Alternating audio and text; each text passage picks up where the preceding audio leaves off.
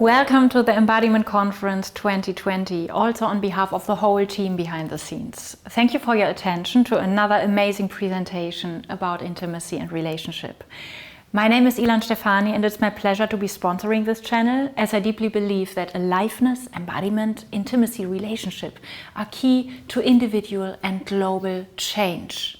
My ongoing somatic research is focused on more and more aliveness for each and every one of us. I tune into the fields of collective trauma, of intimacy, of love and rage, shadow work, and a higher and higher level of energy. If you are curious about my work, you might want to catch my presentation on this channel as well as on the main stage. And you can also head over to my website ilanstefani.com. My methods have been described as an embodiment training for warriors. However, you are so welcome to find out yourself. I teach online and in person. I teach in German as well as in English. Thank you for your attention and please enjoy the following presentation.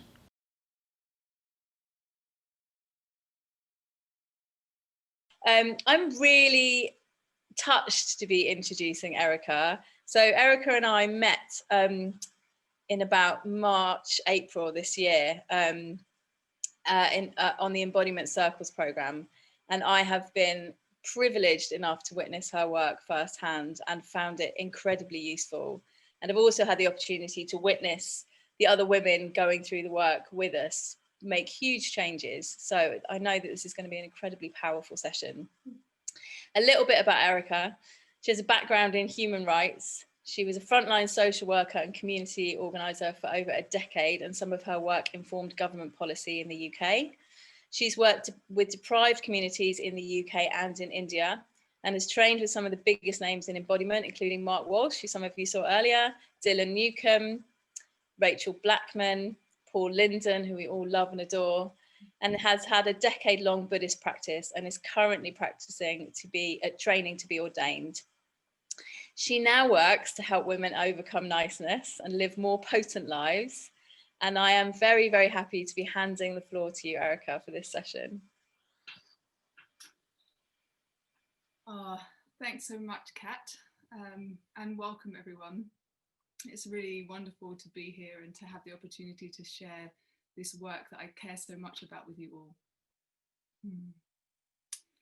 I'm going to talk for hopefully only about 20 minutes, 25 minutes, and then I'm going to lead an embodied exercise, which will hopefully give you the opportunity to explore how niceness shows up in your body. How do you do niceness? And begin to discover maybe a different way of being. And then hopefully at the end, there'll be time for some reflections and some question and answers. And I'll just say it now in case I forget when we're sort of into the flow, that so consent is really important in any embodiment practice, but it's particularly important when working with nice women. So as nice women, our bodies and our systems are set up to follow rules, to do what we're told, to be good. So it's super, super important and a really, really key part of the work. Hi, I don't want to interrupt you, but a couple of people are having a little issue hearing. So if you can you speak a little bit louder? And those people who are struggling, if you can turn your volume up on your systems, we should be able to get to a place where we can all hear. Let's try again. Yeah, great. So is that better? Yeah? Okay. I'll take up more space. That's the theme. Okay. So so consent. So super important, particularly when working with nice women. So everything that I'm going to offer and suggest that we do today is an invitation. And I really want you to trust yourselves that you know what's best for your body. So come as deeply into the practice as feels right for you today. You can always do it another day. You can always replay it. So I trust you to know that. Trust yourselves.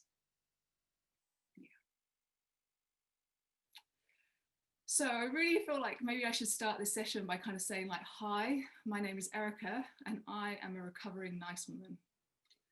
And as such, taking up this space on this conference, this amazing conference, has not been straightforward or easy for me. All week, my nervous system has been kind of really kicking off, jittery. I've lost my appetite. have had thoughts asking like, do you even know what you're talking about? And now I know that that's kind of old conditioning. It's old conditioning in my body from previous generations and from my own history, which tells me to be big is not safe. To be powerful is dangerous. And what all these kind of nervous system responses were was like me reaching the edge of where it is that I'm allowed to exist in the world. This is as big as I'm allowed to be. And before, I would have really believed those doubts, those questioning voices. I would have really bought into them. But now that I've been doing this work for so long with women and niceness, I recognize that I'm not alone, that it's not a truth about me, that this isn't true. It's the same conditioning that brings clients to me knowingly earning 2 pay grades below what they should because they feel like asking for a pay rise that they're rightfully due is rude. Or it brings women to me knowingly having had a number of sexual encounters that she didn't really want, and she knew that, but she didn't feel able to say no. Or like the best executive coach that I know, who's amazing in her field, but still shrinks and goes quiet when confident young men speak over her in meetings. So it's the same shared conditioning that says big isn't an option, so small has to be the response. Or in power, coming into our own power isn't an option, nice is how we've learnt to survive. It's the message that to stay small is to stay safe. But I don't want to be just safe anymore. I want to be free. And I want us all to be free. I want to be free to show up just as I am. I want to be free to be spontaneous and joyful and not filter. I want to be free to think and share what I really truly feel without worrying about how it's going to be received. I want to be free to create and influence without seeking approval. So then I had no choice but to show up and to show up in the midst of a nervous system that's still sort of recalibrating itself, to show up imperfectly, but to really trust in my enoughness. Yeah. A few people who are still struggling to hear, so we just want to try and fix that. Some people can hear you totally fine, and I want everyone to hear you. So either can you speak more loudly, is that a possibility without straining yourself? Or on the button next to mute, the little up arrow, is there a way that you could increase under the audio settings your input volume to your microphone? So am I going to built-in microphone? You go to the little up arrow next to mute and then go to audio settings. Yeah. Thanks for your patience, guys. We did test this before, it was okay, but we're testing it again. And then under microphone, can you move the input volume button? Okay. That's at its highest. Okay, great. So then a little more volume from you, if that's okay, if that's possible. Thank you. Thanks for the feedback, everyone. That's helpful. Okay, so I guess this is really the test of showing up. This is, I'll make myself as big as I can, including in my voice. Gosh, sometimes you invite things in, don't you? So, yeah, so I had no choice but to show up with my nervous system doing this thing and trust in my enoughness. And I think that's really the invitation of the work that I do, is wanting to help women return to their own enoughness, to the place inside of us all that is untouched by this conditioning, by this trauma, and to let that enoughness germinate and grow big and to produce fruit because I think the fruit that grows from that soil, from that seed, is the medicine that we are meant to be contributing to the world. That's our medicinal herb. And like God, the world is in need of our medicinal herbs. Yeah. Yeah.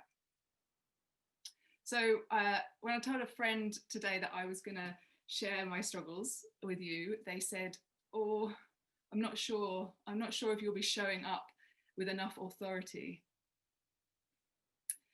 And I don't agree. I think female leadership is going to have to look a bit like this. I think it's a shared struggle. It's such a shared struggle.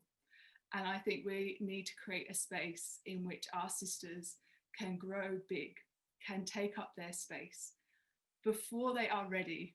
We are never ready for this moment.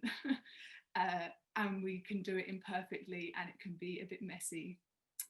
And one of the things that comes up a lot in my workshops is the question about role models, and women asking, how do we do this? Where are the women that are showing the way of how to be strong and kind, how to be big-hearted and boundaried?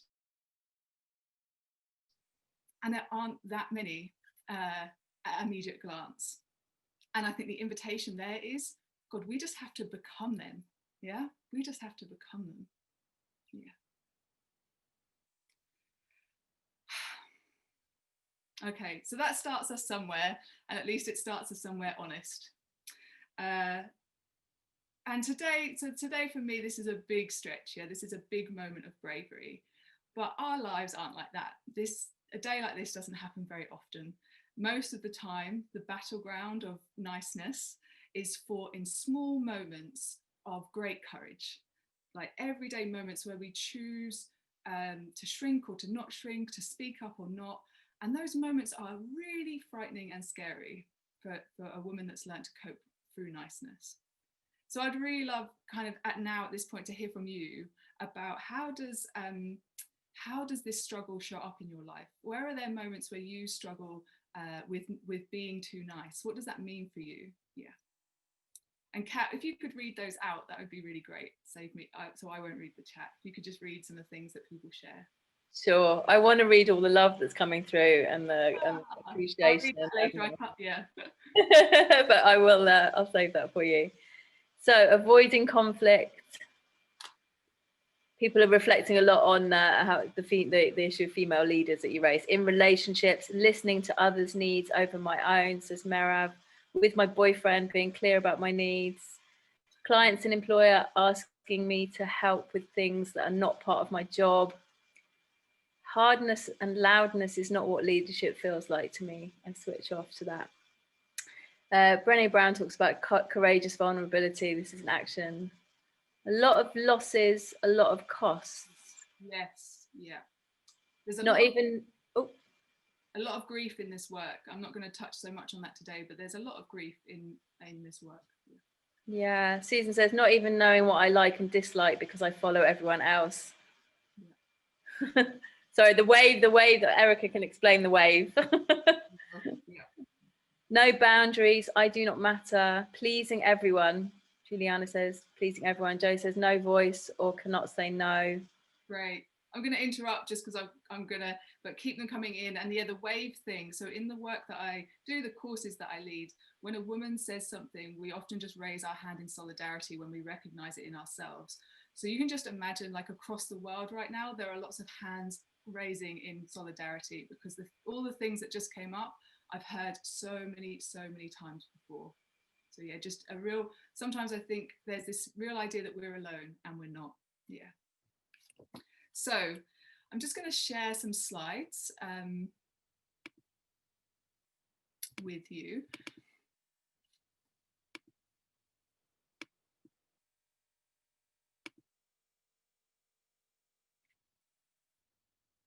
Has that gone full speed? Yeah, okay, great. Okay, so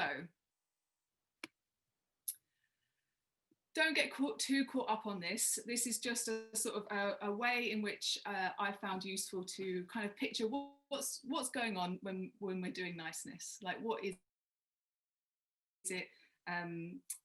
that's going on. And yeah, don't get too caught up. It's just get the feel for it. I found this kind of helpful just in my own life as a kind of picture. Yeah. And niceness will show up differently. So it will show up for different people in different ways. We all have our own ways in which we're too nice. And it's relational and it's contextual. So there might be some areas in your life where you feel very confident and very able to speak up and hold your own. And then there might be areas in your life where you feel less able to. So it's not like a blanket thing. And also we all have different experiences of access to power, access to our own power. So I'm a woman and I come from a social, economically deprived background and a kind of stigmatized community. So in certain areas, I've really lost access to my power. But on the other hand, I'm white, I'm cisgendered, I'm heterosexual, and in other circumstances, I've got more access than others to power. So I guess this is a snapshot of what's going on in a much bigger dance. Yeah, so just to say that. Okay, so let's just have a look at some of the principles I think that are at play and how it shows up in an embodied way. I'm just going to take a pause because I'm speeding up. Okay. So if you imagine in a really simple way, we've got these 4 movements possibilities: forward into other, back into self, up into action, and down into kind of feeling and sensing. This is Dylan Newcomb's work if you have done any of the sessions with him. And in a healthy system, without kind of trauma or anything, we move between these states quite easily. They're quite in balance. But what I think happens, what happens with women who are too nice is at some point, we've inherited this conditioning that tells us big, powerful is not okay, is dangerous. So we've got that in our systems. And then things happen in our own lives where we might have tried to act on our own will, our own impetus. We might have tried to assert ourselves and it's been squashed and it's been punished. And maybe even at times it was dangerous. So then we learn not to do that. And we shrink. And we lose access to a way of being. We lose access to that power, to that assertiveness. It sort of gets pushed into our unconscious and we're not able to call on it. Yeah. And that's also a really potent message to our kind of being that it's not okay to be us and to be in the world. Like that power, that energy, that's our life force. That was us showing up authentically as we were, and it wasn't okay. So then we internalize this sense of, I'm not okay, I'm not good enough. And then I often see women then going out and doing and being in action in the world from a certain place of trying to prove one's worth, like to prove one's value, and to sort of hustle for to be good enough, you know.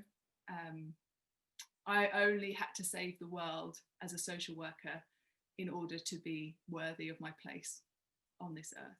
Yeah.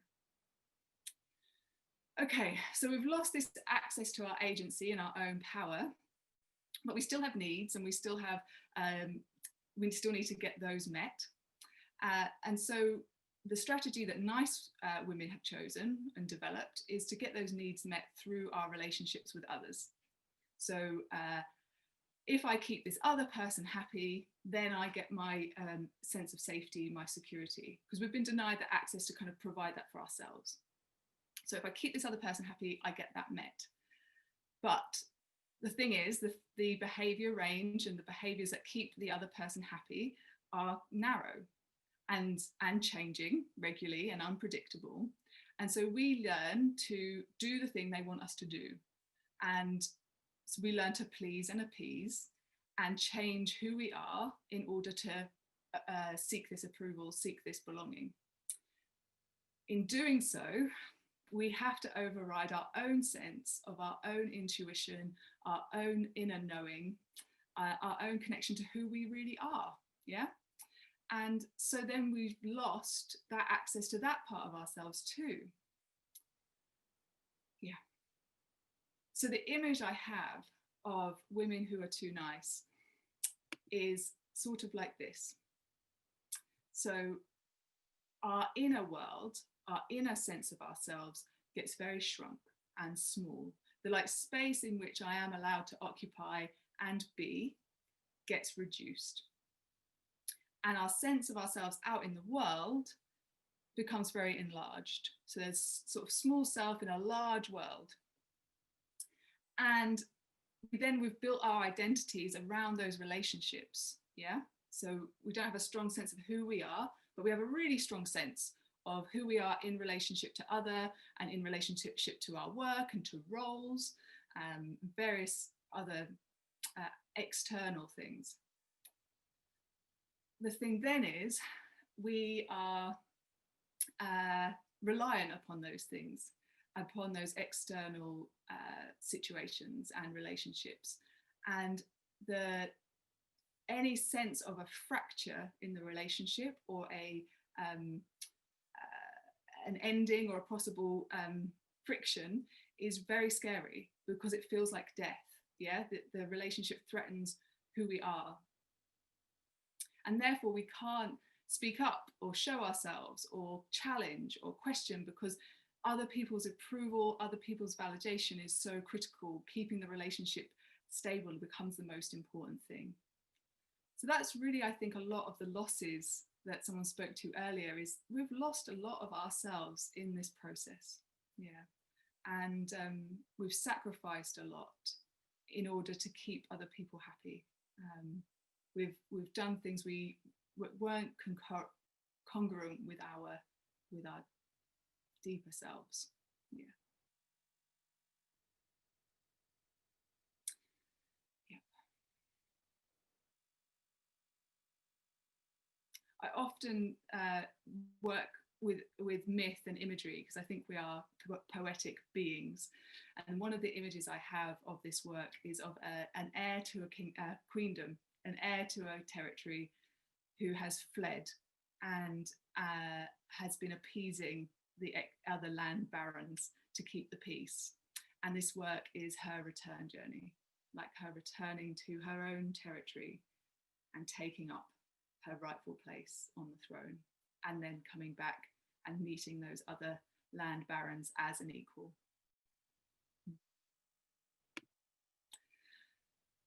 So in my opinion, and in my work, I think there are two phases to working with niceness. And the first phase is to begin to really come back to a sense of ourselves, to really begin to enlarge this inner space, this inner being. And we do that by returning to the ground of ourselves. So this is the sphere of deep listening, of aloneness, of pleasure practice, finding what brings us joy, what lights us up, what, like learning the sensations of our own body again, re-inhabiting ourselves. And then rest and just being, not doing, just being in the world. And then we don't want to get stuck here. So I sometimes see women do this work and we get a bit stuck here. This was my experience. We get a bit stuck here. So we then also need to learn how to come into action, how to take activation in the system, and for that to be okay, and to calibrate around that. And this is coming back into our sense of authority and yang, and this involves learning to really come back into a sense of our own power and our own agency. So we do that through pushing, through pulling, through lifting heavy weights, through strong Iyengar yoga, you know, where you can really feel your physicality, where you can really feel that sense of yourself. This would be a great space where we take up martial arts. I took up karate for a couple of years to really work on this, yeah? This sense of I have power. And the image I have is that we're moving the body in a certain way, that we're creating a gateway for all that, those parts of ourselves that got pushed into the unconscious to come back in and to fill us up, to re-inhabit these lost parts. And what I find is as we do that, then kind of naturally, the relational aspect of it begins to come in, to take it, we become more balanced, yeah? I mean, we're all probably going to still always be very lovely women, but there's choice now. There's the choice to move between the behavioural ranges, yeah?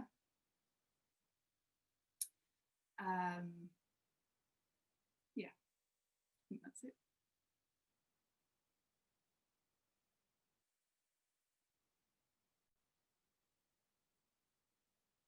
Okay.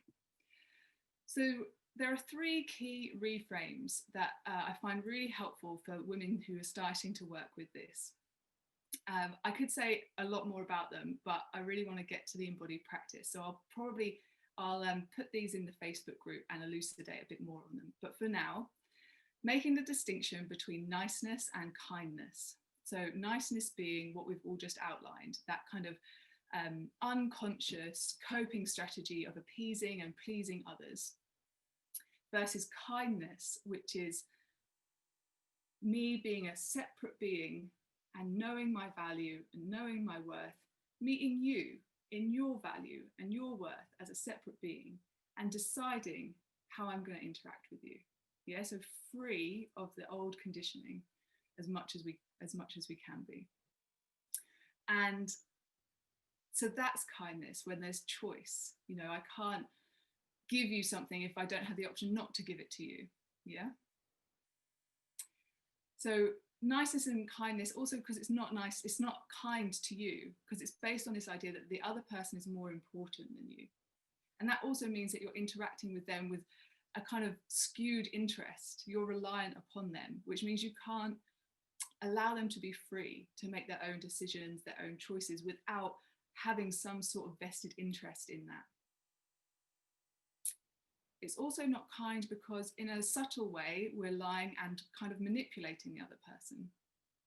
Not consciously, but because we're driven by this fear of not wanting to break the relationship, we are not speaking up. We're not saying what's true. We're not honoring what's right for us in the moment. And so that person's then not getting a full experience of who we really are. And they're missing out, you know, they're missing out on the truth of us and all that we're bringing. Second one, power is not bad. So because we had an experience early on when we tried to exert our power and when we acted on our will and were told it was bad and potentially punished, obviously we've got the idea that power is bad. And then when we see it in other people, we immediately assume the same. But actually power isn't any worse or better than passivity. They're both choices on a behavioural range, and it's about making the most beneficial choice in any moment. But power, in the way that I see it and refer to it, is like, it's your ability to affect change in the world. It's your ability to act on an inner impulse that tells you what you want and to go after it. It's your ability to stand up for your ideals, yeah? Classic Paul Linden. Power without love is brutality. That's true. But love without power is insubstantial. You can have all the grand ideas you like. You can be this open-hearted, spreading your love to the 4 corners of the universe. But if you can't stand up for those ideals, if you can't act on them, if you can't advance them, then it's just mere sentiment. Yeah. And power is not bad. Also, our power, our anger and aggression is because it gets pushed into the shadow of us, not consciously in our control. It's still there. It's still there. And the frustration of all of this, the frustration of not being able to say what we want, the frustration of being walked over or giving in, builds up. And it's like we let people take and they take and they take. And at a certain point, we're going to take that back. And sometimes that can be very unpredictable because we don't have conscious control over how we're directing that power. And so it comes out, it explodes. It can be violent even. I know in my own life, I've inflicted great harm on other people because I haven't been able to access that power soon enough, early enough to act appropriately. Yeah.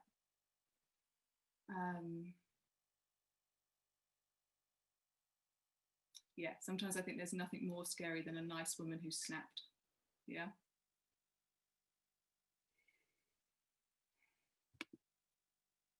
And finally, we do niceness in the body. So it is not an innate part of who you are.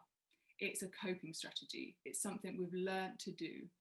And because of the experiences we've had, our bodies have been shaped in such a way that it only allows us to access a certain range of behavior. Yeah. And we can change that. If you can do niceness in the body, you can do something different. And it wasn't really, you know, I've worked in female empowerment in one form or another for my whole career, but it wasn't really until I discovered this kind of the embodied approach that I really saw changes, that I really saw, gosh, you can read all the books that you like, you can say all the affirmations, do the meditations, but until you change it in your body, you can't, your nervous system, these old messages will not allow you to do something different.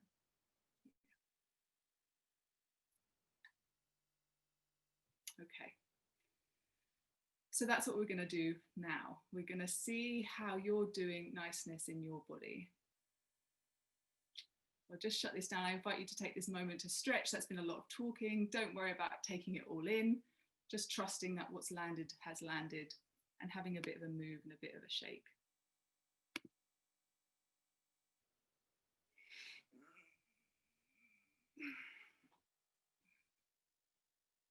Okay.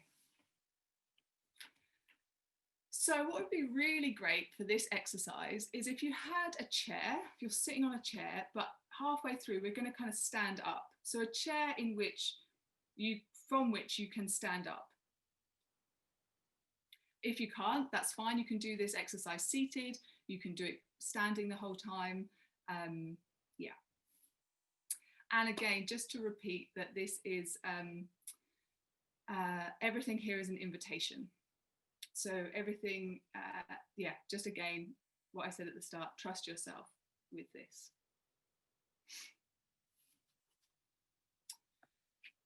Okay.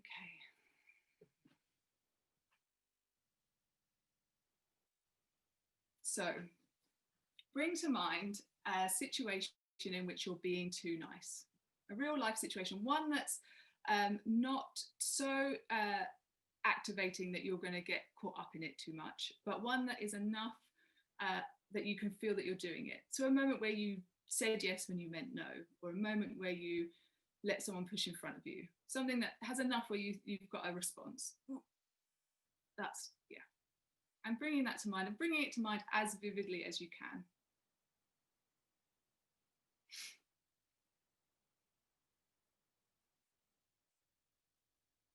And noticing what happens in your body as you bring that to mind. Is there a movement? Are you leaning forwards? Are you going out into kind of service? Are you collapsing? What direction would this be? Where's the tension in your body? Are you shrinking down, closing in? What's your breath doing? And you could exaggerate that a bit to really get a sense of it. The body learns through contrast and exaggeration. So you could, exaggerate it a little bit to really get a sense of it. Where's your gaze? So you're doing this niceness. And from here, consciously making the choice to let it go. You could even say, letting go of niceness. And I invite you to begin to move the body back in space. So moving back out of other and towards you. And we're gently drawing the awareness in towards you, towards the body. And the quality of awareness that we want is as though a small animal had just come into your garden. So it's this quality of warm appreciation, of curiosity, not not judgmental, or it's this warm awareness. Drawing that in towards the body, lowering the eyes. If it feels comfortable, closing the eyes. If not, taking a soft gaze down. And bring the awareness in. And you can come as close in as feels comfortable for you today. So if it feels really good to like come right into yourself, do that. If it doesn't feel so good, you could come to a point of kind of holding your awareness, cradling yourself in this awareness. And really, when we approach the body, we are approaching holy ground. You know, this is our whole history. So touching in, and this is the place, resting back, letting go of doing, and just being. This is a place of nourishment. This is an interiority that you're allowed to come back to, where you can rest. You could even put a hand somewhere on your body that feels good to you and just say hello to the body. Hello, body. And seeing if there's a response.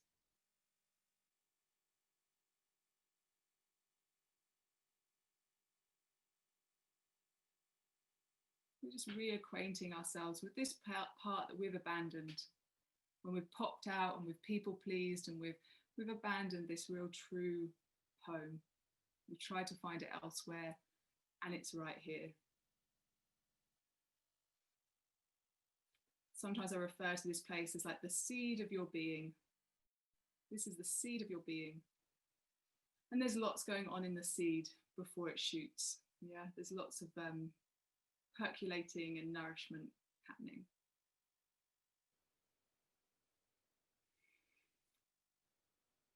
But we don't want to get stuck here. And we could be here. This could be somewhere that you are for a day, for a week. This could be a whole season of coming back down and in and rest, reacquainting ourselves with this home. And then when the time is right, and we do this in cycles, we need to begin to come into action. Yeah, the seed wants to grow, wants to come up. So I invite you to begin to scoop up this inner, however you are today, however you found yourself to be. We don't abandon this place. We allow that to begin to take up space. So drawing the spine up, elongating the spine, feeling the top crown of the head extending up, allowing how you are to have enough space. You don't have to shrink how you truly are. And then I invite you, if it feels right, to now begin to stand up.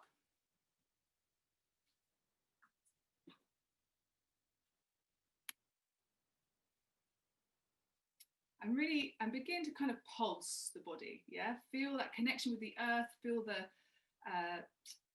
rootedness and the strength of the thighs, and beginning to kind of, this is kind of, we're shooting up, we've got a sense of our, we're coming into action, but we're still back in self. We still haven't crossed the threshold into other. This is the fullness of you taking up your space, yeah? This is self-directed action, but from inner impulse and not external cues. This is what I want in the world. This is what I care about. This is what's important to me, yeah?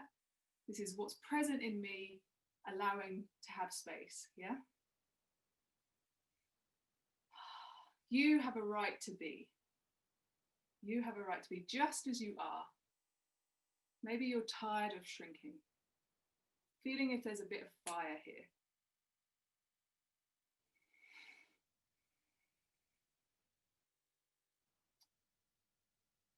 And taking your feet hip width apart and rising up and imagining the back of your body extending out. You've got your own back, yeah? You've got your own back. And imagine the front of your body expanding out.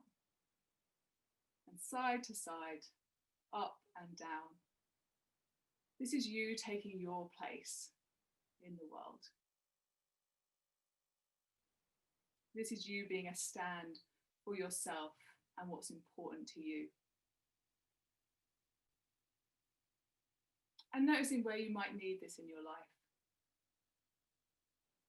This is dignity, right? Just seeding the word dignity into your being.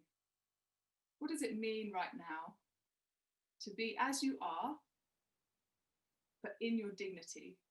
To allow, however you find yourself, jittery, sad, distracted, how can you find dignity in that? Embody that with dignity. And you could pull the shoulder blade, the muscles of the shoulder blades together without popping the front, just having that sense, relaxing the belly. It's okay to be here. And from here, I invite you to take your arms above your head. And we're not turning the hands out towards other, we're still back in self. And this is you, this is so queenly. I find this pose so regal. This is you witnessing yourself in your full power, in your potency. This is you owning, however you are, witnessing strength, power, imperfection. This is you showing up, taking your space, good enough.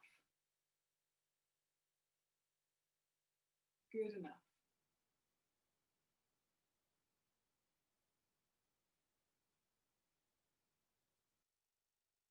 And allowing that to percolate through the body, marinate in this enoughness and your own witnessing of that.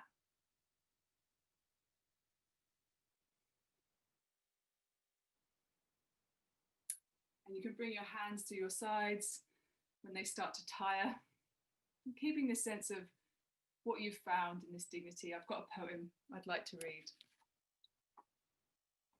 So you standing in your dignity, allowing this poem to touch your being. This, perhaps, is the year to be big. Spruce tree big, cliffside big, big as mesa, big as mountain lake, big as in cosmos, big as in love. Being small has never served me, constricting, contorting, trying to fit into someone else's room, into someone else's shoes, even into my own name.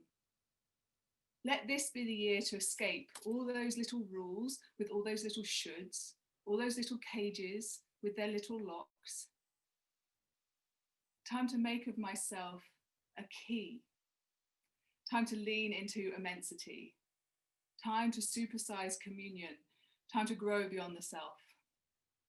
Time to open, time to unwall, to do as the universe does, accelerating as it expands, not rushing towards something else, but changing the scale of the space itself. This is the year to be big. So from this space that you found yourself in now, bringing to mind that first situation that we started with, the situation in which you'd found yourself being too nice. And seeing if from this vantage point, there is a different perspective. Has the scale of space itself shifted at all? And is there room for a different response from this place? You and your dignity meeting these other people or this other person in theirs. What's possible here, now? And you might want to have an action that symbolizes that, to complete that.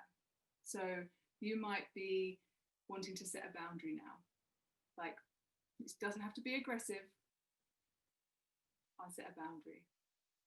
It might be that you want to take up some space from this place and their opinion is less significant. It might be that from this place, it's okay to walk away. So finding some way if there has been a shift at all for you, to mark that with a gesture.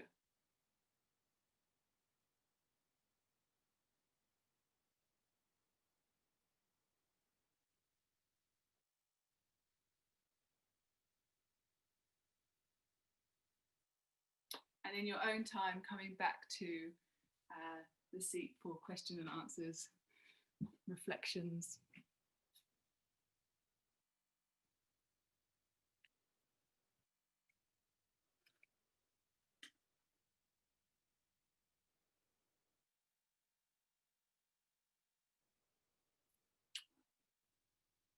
So Kat, what would you like? Yeah. So we have some questions. We can go to those, or we can. Sorry, I would really love to hear if that was a shift for someone, or I'd like to hear if there are any reflections actually, and we can do question and answers in the Facebook thread later. Yeah, great. And that was the other option. I was like, well, we can ask people. I can summarize the comments about how people find it. So let's do that. Thank you. There's a lot of comments. There's been a constant scrolling of comments through, apart from when you were doing the practice. So you were asking if people felt that there was a shift. So yes, and yes. Lovely, lots of lovelies and thank yous. That was really good. That was empowering. So helpful. Thank you. I needed that. Oh, yes. Feel so comfortable and safe in your presence and teaching. Thank you. Merav said, I hope I'm saying your name right, Merav. I feel less tired. Yeah. To that. When we suppress our power, that is our life force. Another Paul Linden gem is that when that's happened to us, we've been de-existified. So when we're not able to fulfill that sense of power, there's a tiredness that comes from the implicit message that, again, to be small, to be meek, to not have much life force is good. So a lot of this work can liberate a lot of energy. Taz said beautiful practice, and I read that. I think the word beautiful is really notable here, that as you were saying, this kind of mythical idea of who we are. Like, I don't know if you want to talk a little bit to that. I would love to. I think when doing embodiment work, for me, I think it needs to have 3 aspects. 4 aspects. I think we need to work with the intellect. So we need to rationally understand what we're being asked to do. So I showed you the model, so we get a sense of, okay. Then we obviously need to come into the body and experience it, and come into our lived essence of experiencing that. And then I think we need to bring in the imagination and the mythic. I think our consciousness, whatever this thing that inhabits us is an imaginal faculty. And I think we respond to mythic journeys. And I think if we're not engaging in that, we're really missing the bigger picture of what embodiment is. Like, it's so much bigger than healing trauma, or changing states, or shifting our behavior. There's something much more bigger going on, than that. And that all of that needs to be held in community. We were never meant to do this work alone. There's lots of heads shaking in agreement with you. I'm gonna there's a lot of comments. I'm gonna flick through some. Stop me if you want to reflect on anything. Very strong practice that sent shivers through me. Lots of good takeaways. Thank you. I never told my daughter to be good, and she is a fierce woman, but the world around her doesn't always know how to deal with it. So proud of her for not shrinking and expressing her full self. I might just speak to that a little bit and say, so I worked with, I have a really strong connection, and I work with women in India, so the ex-untouchable Dalit women, and they've converted to Buddhism, and in doing so they've rejected this idea that they were brought up with and grown up with, that they were polluting, they were less than human, and they've come into a sense of their own worthiness as human beings, and the whole culture has told them differently their whole lives. And then they come to these teachings and they find that dignity in their body. And my God, they are fierce. They are fierce. And although the rest of society doesn't recognize that they're many differently, the way they show up, what they achieve, the way they're transforming their communities, we are co-creating all of this. And when we start to show up differently, the world changes. Yeah. We're changing the dynamics. We're changing the scale of the space itself. A few people are saying they feel like themselves, like they've tapped into feeling a strength of themselves. There's some emotions flowing. There's a few people who have, there's been tears for. It resonated really strongly. You feel more relaxed. I feel like if you do that every morning, it would change your attitude and outlook for the day. Yes, a shift. Blown away. I feel a readiness to take action. Thank you. And anger coming through too. Yes, Yeah. yes. And anger, we're really not taught how to use anger as women. We're really not taught. I remember being so angry and what do I do? I've just got no idea, because it's that channel of using it to bring about change, to affect something, to turn it towards kind of the good, we don't have. So then it sort of turns against us in our system. We either lash it out or we turn it against ourselves. So yeah, anger held and expanded around and used as a channel for change. Yeah. I want to reflect this one to you. Sabine said, thank you so much. As an introverted person, I totally admire your courage to be on this conference with so much grace. I mean, you're practicing what you preach, right? I really am, and Kat can speak to that. This week has not been easy. Yeah. We have a few queens in the audience putting their crowns back on. I like that. And Shaya saying, my belly does not ache anymore after this exercise. Yeah. So lots of I could speak to lots of women you know, we're holding our bodies in such diminished capacities. We're tensing, we've got all this unconscious kind of shrinking going on. So what is that doing to our physicality, so a lot of the work, it turns out to alleviate phantom symptoms and and unknown illnesses and such. There are so many messages. There's a lot of people reflecting on the word dignity being very powerful, the poem being very powerful at the moment that you read it, sacred rage. Taz talks about sacred rage. I can keep going on this, whatever. And we're going to save the chat, definitely, so you have it. I want to ask you if there's anything you want to say to kind of bring the session to a conclusion, and then I can do announcements and come back to you for your last word. I just want to give you a couple of minutes to reflect. Yeah, so I will, I'm aware we didn't get to questions and answers, so I will pick that up in the Facebook group, the Intimacy Channel Facebook group. Yeah, so we can, if you have questions, you can put them there and I'll try my best to answer them. Yeah. Do the practice every day. Someone said if I did this every day, it would shift things. I'd really love you to take that practice every day. And it's a simple practice, you know. We didn't do really extreme things in this practice deliberately, because this is something that's really accessible. You could do this in your chair at work, you know. Someone asked, you can check back in, you can come up into your dignity, you can respond, you know. It's a simple thing that you could get into the habit of doing, and you could do it in the mornings. And I'd love to hear, feel free to email me, or you know, with how it shifts things for you. I would really, really love to hear from you. Yeah, that's it. Thank you. We will save the questions from the Q&A to share with you, to come back to in the Facebook group. And Kate is kindly posting the link to the Facebook group, and we'll save the chat, all of the things.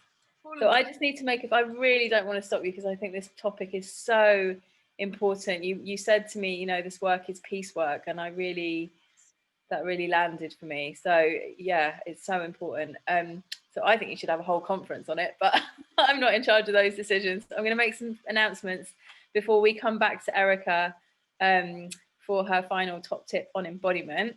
while I'm doing this, Erica, I don't know if you might want to just have a little look at the chat and see all the love that's coming through. I can see it popping up. So I have forgotten all my. So first of all, massive thank you. Let's give Erica some love and some waves. Massive thank you to Erica for bringing this vital topic. Kate is posting a bunch of links in the chat right now for you to carry on the conversation in the Facebook group for our channel. And also she's posting as many times as possible Erica's website, so that you can get in touch with Erica on her Your Right to Be website. As I said at the beginning, this recording is available for 48 hours for free. After that, you can buy it as part of the channel package or the whole conference package. You've probably heard this already. There's a few reasons that you might want to do that. So there's been a lot of content and a lot of speakers. And as Erica was saying, you know, we do this work in the body. So listening to a talk and having a little practice is great, but doing the practice again and again and again is really how it starts to shift things. So if you buy the recordings, then you have the reference materials come back to again and again. I'm referring it to it as like your favorite bookshelf. And every time you take a book out and open it up, the author stands in the room with you and explains to you all the content of the book. So if you want to own the most amazing bookshelf in the world, you can buy the packages. After the end of the conference, I think after Monday, the price goes up. It doubles. So now if you're kind of teetering on the edge and you're like, yeah, I think so, now would be a really great time. The other reason that you might want to do it is, and I'm aware I'm speaking to a room of nice women, so you choose. A lot of the people that have, yes, have your boundaries. A lot of the people that have worked on the program have worked on it voluntarily. And so, you know, buying the packages helps us to kind of give them some love too. So yeah, it has been, we're doing it because we care, we want to get this work out into the world. And if you buy the packages, it just helps fund this project and the continuation of future projects.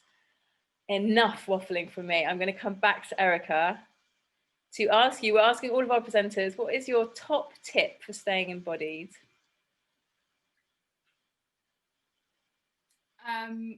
To put something up in your house which you see every day, which reminds you that you're going to die. And when you look at it, to kind of take a moment to check, like, gosh, this body of mine will soon be a cadaver and its embodiment won't be there anymore. Yeah. And we have no idea what that is still. The whole word embodiment speaks to a vast mystery. Like it's it speaks to a vast mystery. What is this animating force that lives through me and you and is in creation?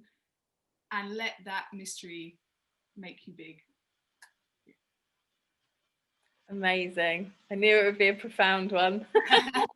Not just be with your body, nothing that simple. A nice big juicy one from Erica. Thank you for bringing this amazing topic to the conference. I'm looking forward to continuing watching this stuff grow, and yeah, spread the word, women, to other women you know who are too nice. We all need it. We all need this magic. Thank you so much. Thanks to Erica. Thanks to Tech Kate B in the background doing all the magical wizardry, and thanks to the Embodiment Conference team behind the scenes.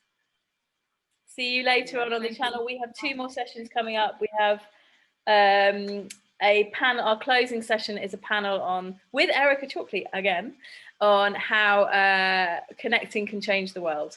Thank you very much for your time. See you soon. Bye. Wear your crowns. Wear your crowns.